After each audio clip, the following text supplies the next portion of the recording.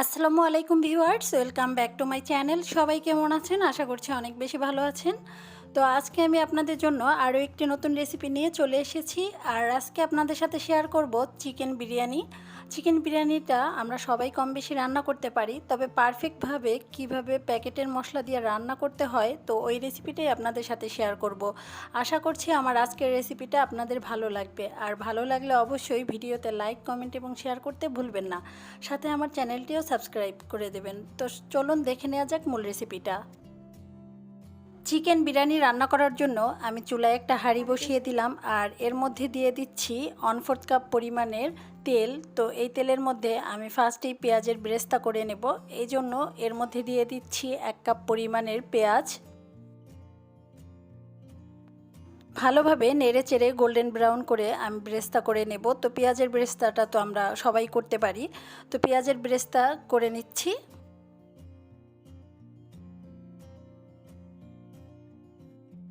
পেঁয়াজের বেরেস্তাটা হয়ে গেছে, তো এবার আমি চুলা থেকে পেঁয়াজের বেরেস্তাটা নামিয়ে নিচ্ছি। তো এর থেকে বেশি আর ভাজার দরকার নেই।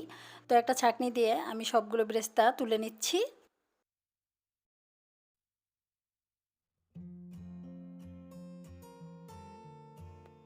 পেঁয়াজের বেরেস্তার তেলের মধ্যে আমি দিয়ে দিচ্ছি মুরগির মাংস। তো আমি এইভাবে ছোট করে কেটে নিয়েছি। আমি আজকে 500 গ্রামের মতো মুরগির মাংস নিয়েছি। আর এই মাংসটাকে আমি একটু ফুড কালার আর লবণ দিয়ে আগে থেকে মাখিয়ে পানিটা ঝরিয়ে নিয়েছি। তো এখন আমি হালকা একটু ভেজে নেব। আর আজকে আমি ব্রয়লার মুরগি দিয়ে চিকেন বিরিয়ানিটা করব, এই জন্য একটু ভেজে নিচ্ছি। এতে কিন্তু স্বাদটা অনেক বেশি ভালো লাগে।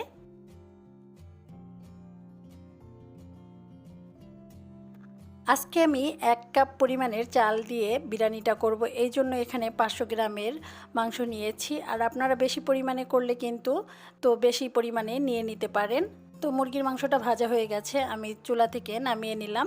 এখন আমি এই তেলের মধ্যেই দিয়ে দিচ্ছি 1/3 কাপ পরিমাণের পেঁয়াজ কুচি। তো এই পেঁয়াজটাকে আমি একটু ভালোভাবে ভেজে নেব।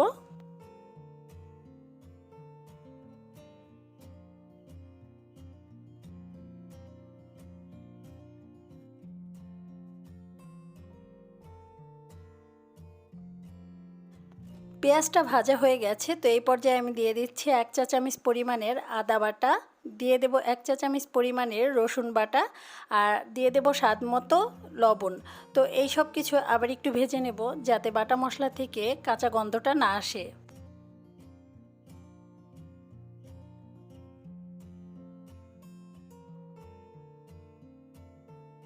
আদা রসুনটা ভালোভাবে ভাজা হয়ে গেছে, এই পর্যায়ে আমি দিয়ে দিচ্ছি রাঁধুনির প্যাকেট মশলার অর্ধেক প্যাকেট মশলা। তো এখানে আমি 1 প্যাকেট দেইনি, যেহেতু চাল আর মুরগির মাংসের পরিমাণটা কম। আর এখানে যদি 1 কেজির মতো হতো তাহলে আমি পুরো প্যাকেটটাই দিয়ে দিতাম। তো এখন আমি নেড়ে চেড়ে মশলাটা কষিয়ে নেব।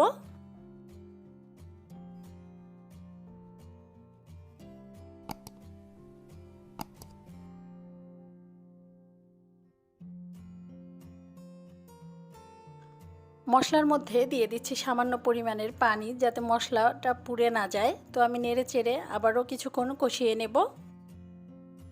মশলাটা যত ভালো করে কষিয়ে নেওয়া যায়, খাবারের স্বাদটা তত বেশি বেড়ে যায়। তো মশলাটা কষানো হয়ে গেছে, উপরে কিন্তু তেল ছেড়ে দিয়েছে। তো এই পর্যায়ে আমি দিয়ে দিচ্ছি আগে থেকে ভেজে রাখা মুরগির মাংস। তো এই মুরগির মাংসটা দিয়েও আমি মশলার সাথে অনেকক্ষণ কষিয়ে নেব।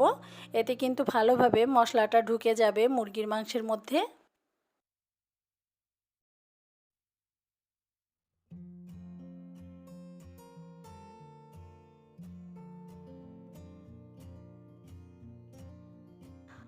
ভালোভাবে কষিয়ে নেওয়ার পরে এর মধ্যে আমি দিয়ে দিচ্ছি লিকুইড দুধ। এখানে আমি 1 কাপ পরিমাণে লিকুইড দুধ দিয়ে নিচ্ছি মাংসের পরিমাণ অনুযায়ী। আর এই লিকুইড 1 কাপ দুধের মধ্যেই কিন্তু মাংসটা সিদ্ধ হয়ে যাবে।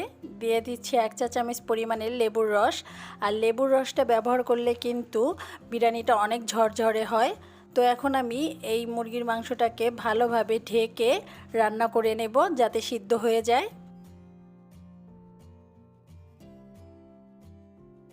5 মিনিট পরে আমি ঢাকনাটা তুলে নিচ্ছি। আর এর মধ্যে এখন আমি দিয়ে দেব 1 টেবিল চামচ পরিমাণের চিনি, যেহেতু লেবুর রস দিয়েছি চিনিটা দিলে এটার ব্যালেন্সটা ঠিক থাকবে। তো এখন আমি নেড়ে চেড়ে ভালোভাবে মাংসটাকে আবারও রান্না করে নিচ্ছি।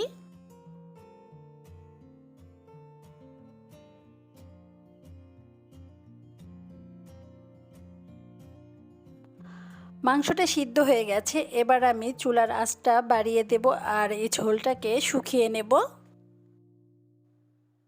তো ঝোলটা কিন্তু প্রায় শুকিয়ে গেছে, এর থেকে বেশি শুকানোর দরকার নেই। এবার আমি মাংসটাকে তুলে নিচ্ছি।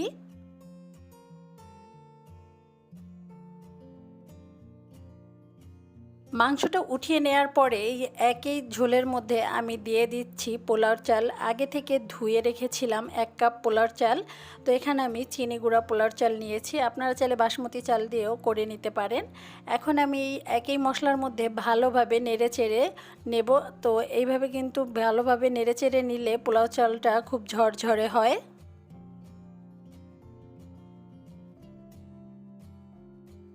পোলাও চালটা আমি মশলার সাথে নেড়ে চেড়ে নিয়ে এখন দিয়ে দিচ্ছি 2 কাপ পরিমাণের পানি। যেহেতু আমি 1 কাপ পোলাও চাল নিয়েছি এই জন্য ডাবল পানি দিলাম। আপনারা যতটুকু চাল নেবেন তার ডাবল পরিমাণের পানি দেওয়ার চেষ্টা করবেন, তাহলে কিন্তু পারফেক্ট বিরিয়ানি বা পারফেক্ট পোলাও রান্না করতে পারবেন। এবার আমি ঢাকনা দিয়ে দিচ্ছি। তো পোলাও চালটা যখন 80% পর্যন্ত সিদ্ধ হবে তো ওই পর্যায়ে আমি ঢাকনাটা তুলে নেব। ঢাকনার উপরে যেই ছিদ্রটা থাকবে ওটা বন্ধ করে দেবেন, এতে কিন্তু খুব সুন্দরভাবে পোলাও চালটা হয়ে যাবে। তো আমি ঢাকনাটা তুলে নিলাম আর একটু নেড়ে চেড়ে নেব।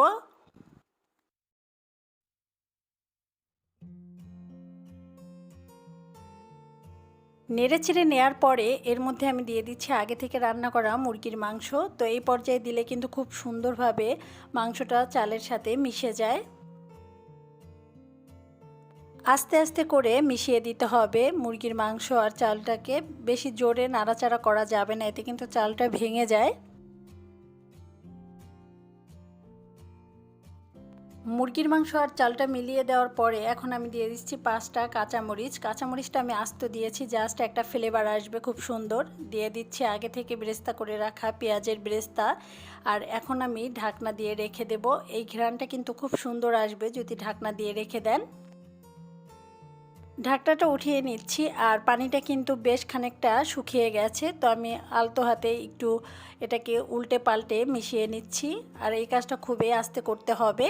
উপরের চালটা নিচে আর নিচের চালটা উপরে করে দিয়ে দিতে হবে, তাহলে কিন্তু সব সাইডের চালটা খুব সুন্দরভাবে সিদ্ধ হয়ে যাবে। আমি আবার ঢাকনা দিয়ে দিচ্ছি আর এবার আমি লো হিটে রান্না করে নেব 5 মিনিট। তো এর থেকে বেশি রান্না করার দরকার নেই, যেহেতু সব কিছু ভালোভাবে হয়ে গেছে। তো 5 মিনিট পরে আমি ঢাকনাটা তুলে নিলাম আর দেখতেই পাচ্ছেন কতটা ঝরঝরে হয়েছে এই চিকেন বিরিয়ানিটা। তো এই শেষ পর্যায়ে কিন্তু অবশ্যই লো হিটে রাখতে হবে। আর পুরো রান্নাটা করে নিয়েছে আমি মিডিয়াম আঁচে। তো এখন আমি নেড়ে চেড়ে একটু দেখিয়ে দিচ্ছি। তো এইটা কিন্তু খুবই ঝরঝরে হয়েছে।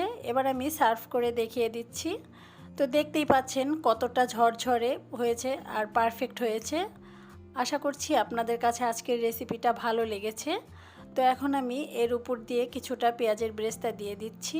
আর এইভাবে সার্ভ করলে কিন্তু দেখতেও ভালো লাগে আর খেতেও অনেক বেশি মজা লাগে। আমার আজকের ভিডিওটা যদি আপনাদের কাছে ভালো লেগে থাকে তাহলে অবশ্যই চ্যানেলটি সাবস্ক্রাইব করে দেবেন আর ভিডিওতে লাইক কমেন্ট এবং শেয়ার করতে ভুলবেন না। আর ফ্রেন্ডস অ্যান্ড ফ্যামিলির সাথে শেয়ার করবেন।